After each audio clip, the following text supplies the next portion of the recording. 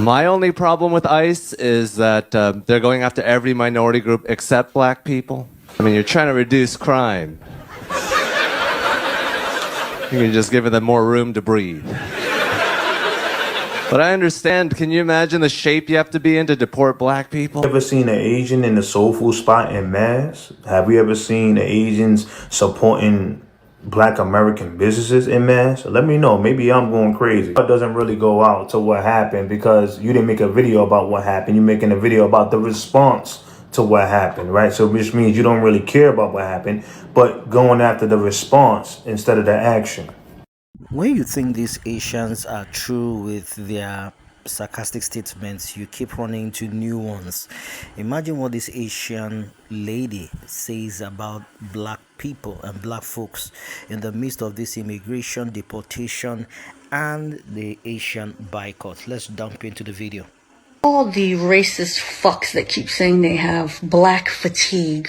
I think it's time we set the record straight. You don't have black fatigue, you have history fatigue. You're tired of being reminded that black people didn't just participate in the world, they were a huge part in shaping it.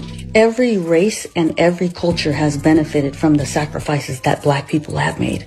The civil rights movement didn't just open doors for black Americans, it expanded freedoms for everyone. And the shameful part is black people hardly, if ever, get the credit for it.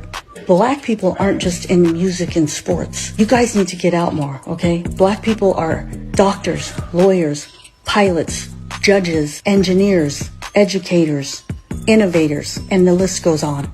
They hold up systems that people rely on daily while pretending that contribution doesn't exist. And no, this isn't pandering. This is lived experience. I grew up in an all-white neighborhood with very few black people and no other Asians. And at that time, the only culture that accepted me without question was the black culture.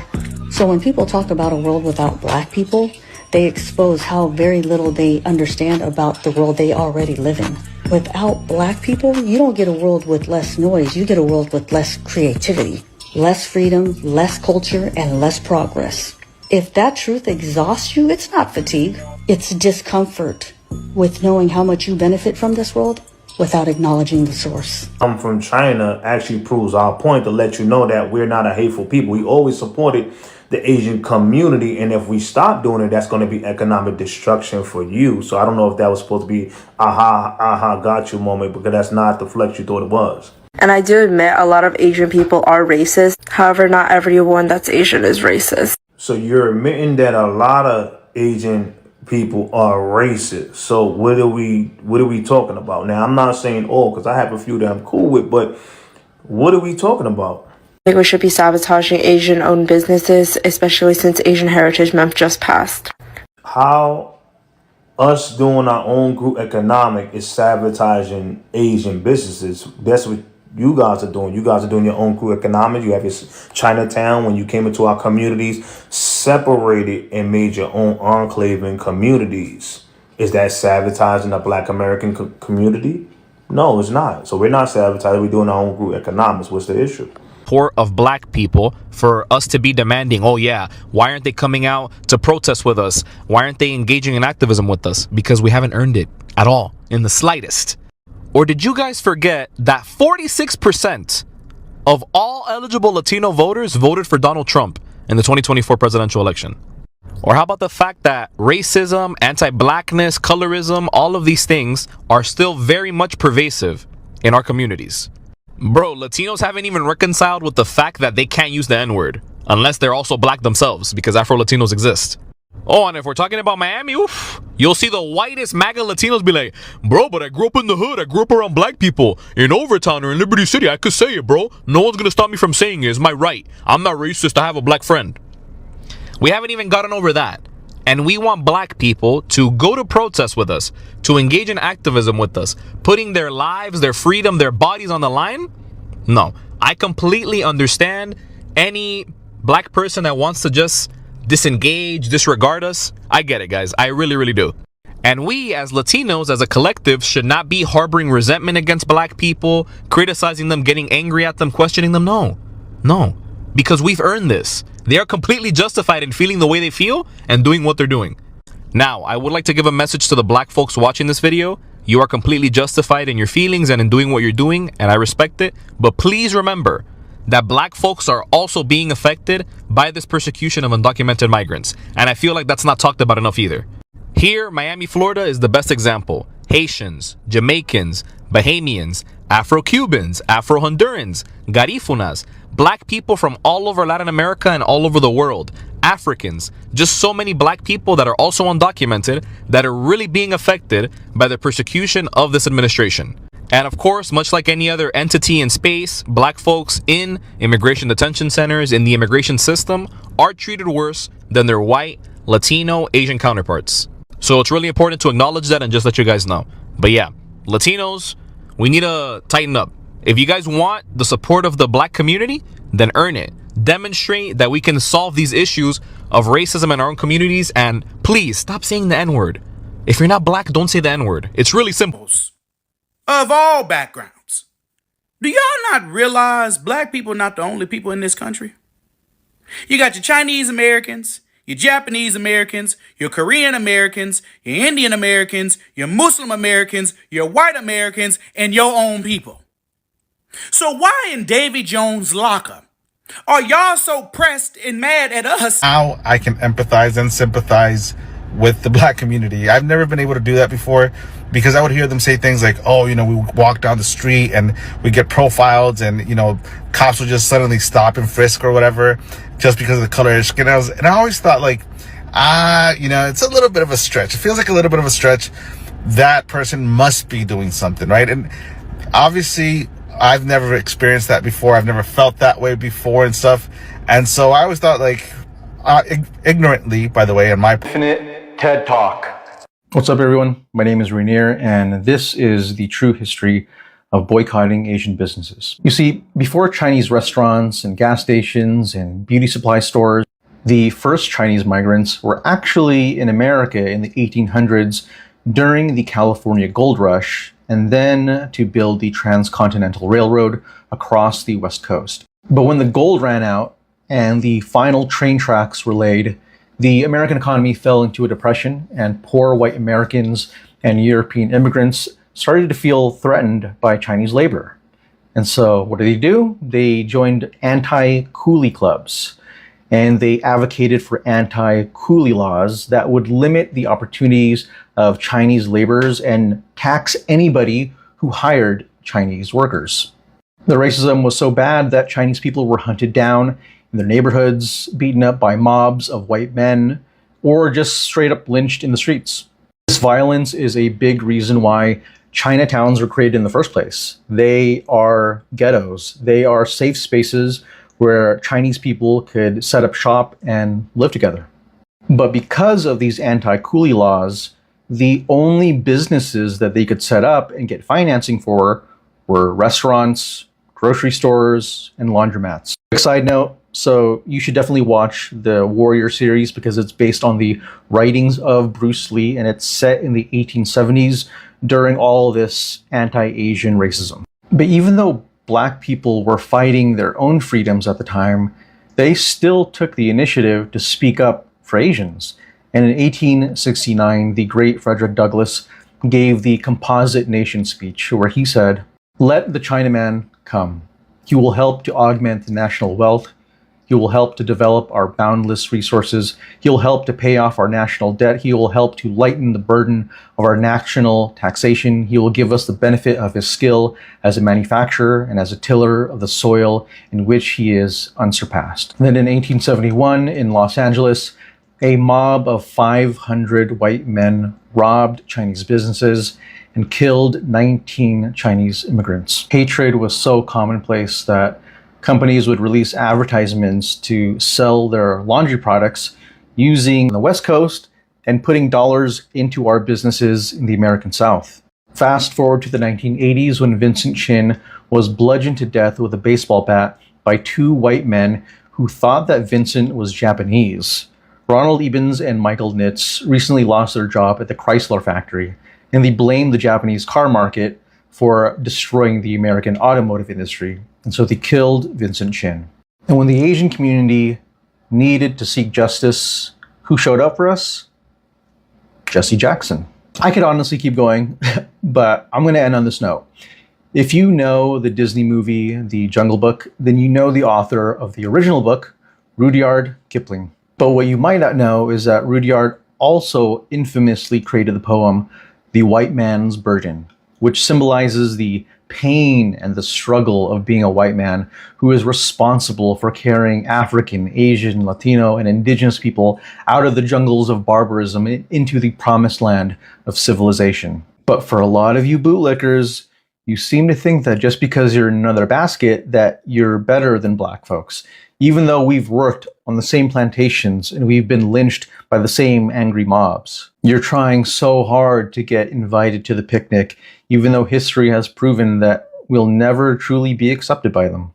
And in fact, history shows us the opposite. History has shown us that even though black people have no reason to invite us to the cookout, for well over a century, they have still had the heart to save us a plate. So to all you ungrateful Asian bootlickers out there crying about black people boycotting Asian businesses, just know that this protest doesn't come from nowhere. It came from over 100 years of showing love to Asian people and not receiving that same love and support in return. And goddamn, I think it's time that we need to return the favor. Morning, Peaks. I just wanted to come in real quick to clarify a few things regarding the blackout. Some are calling it the blackout, some are calling it the boycott. I want to first say to the Asians out there who are doing videos, throwing up in black people's faces to stop using Asian products, and y'all are calling out the iPhone, for instance, right? Stop using the iPhone. I think you guys are confusing made in China or manufactured in China with who actually owns the company. So you say stop using the iPhone. I say the iPhone is only made in China or manufactured in China. The person who owns the company, it's a group of white men. It was started by Steve Jobs, a white man, here in the United States. Okay, and now it's owned by two other white men. But yeah, it's made in China. They make the iPhone in China. But yeah, a Chinese person doesn't own it. The same thing with clothes or Jordans. Y'all brought up Nike and Jordans, right? Yeah, it may be manufactured in China, made in China, but Nike is a U.S. based, a U.S. owned company. And Jordan, Michael Jordan, is a black man. Next, y'all keep bringing up about TikTok being a Chinese company. Partially true. Last year, maybe the year before, TikTok was forced to sell the majority of the business to Larry Ellison, he's the owner of the Oracle Group. There's an investment group over here in the United States and in Israel. And I believe one of those Middle Eastern countries is also a part of the group. Yeah, they bought TikTok. Yeah, they own 80% of the US based TikTok. The Chinese only owns about 20%. So the Chinese are no longer the majority owner of TikTok. Yeah, I need for y'all to catch up on all of this. Next, for all of you Asians that are threatening to boycott black businesses, I wish you the very best of luck with that. Why? Because you all rarely patronize black businesses in the first place. So, yeah, good luck to you on that. Lastly, to my people, black people, I know you've been putting in work to research black-owned nail salons, black-owned beauty supply stores, even black-owned liquor stores or wine and spirits or anything like that. for you to patronize. I know you've been putting in work, but you're going to have to put in just a little bit more work, because what the Asians are now doing, when you go to Google a certain businesses, they are putting in their descriptions that the business, their business, is black owned. They're putting it in the metadata. They are trying to trick black people. Okay, so you're going to have to do a little bit more research to ensure that that nail salon is black owned, to ensure that that beauty supply store is black owned. And you may find that you Googled one of those businesses and Google said that this was a black owned business, and you get into that beauty supply store and you don't see any black faces in that beauty supply store. And then you're going to have to decide if you are going to turn around and walk out, or if you're going to spend your dollars in that supply store or that nail salon. I'm hoping that you will turn around and walk out. Black business owners who have websites, put the owner and a picture of the owner. Do an about section of the owner. Do a owner spotlight on your website. Make it easy for us to know that this business is black owned. You have black text. Take a picture with your black text at your nail salon, so we know for sure that we're dealing with a black owned business. Help us out, so that there won't be any questions or any doubt that your business is black. Africans benefit off the sacrifices of black Americans in this country. Listen to this. Most of us don't come into this country dreaming to be politicians, right? Especially our parents' generation. When they came here, they wanted to do what? Put their head down, yes, go to school, go to work, go to church. My ancestors sat here and they were like, my great-great-great-great-great-great-great-granddaughter will be serving in a white man's land. And realizing that in this country, we have to take what's ours. When I say we have to take what's ours, it's because we also contribute. We work so hard for us not to get that piece of the pie back to our community. Do y'all know how far along black Americans will be in this country if we was given the luxury from the beginning where you could just put your head? Not been very fair on the black community at all. And when the stories of history is being told, many people do not tell it the way it should be told. And many times when you hear people talk on the social media, Facebook, TikTok, Instagram, you see how ignorant and how uninformed they are about what has brought them to this very point in time in history. The black community, the FBAs, Native Foundational Black People, who were in the Americans, have been one people who have embraced different nationalities, different tribes, accommodated every kind of minority group in the United States. They have fought, they have stood their grounds, and whatever most minority groups are enjoying today can be traceable to the resilience and the determination of foundational black people. But when it comes to the subject of the foundational black people, many people, especially the Latinos and the Asians, are nowhere to be found. And history will not forgive us if we do not visit the records. Foundational black people deserve more respect, more accolades that they are being given.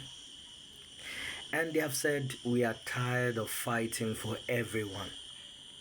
We are tired of defending your cause.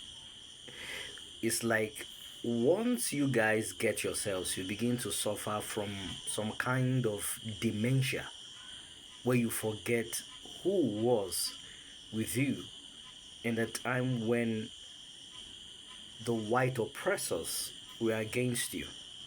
And now you're trying to side with a group of people with no racial slur with anybody, who had not been fair with you. If there's anyone whom the Asian community had received serious marginalization and persecution from history, it is actually the white Americans. And so the black Americans are saying, we want to build our own community. We want to be by ourselves. We want to mind our business. And this is not an issue of, segregation or boycott or racial hatred. We have learned over the years to mind our business. And so what the black community is saying is that we want to mind our business. All credit to the original content creators. If you're coming across my YouTube channel, you're welcome. Please do good to hit that subscription button, hit that notification button to support your dear brother. I want to know what your thoughts, your opinions are in the comment section. Trust to see you again on my next video.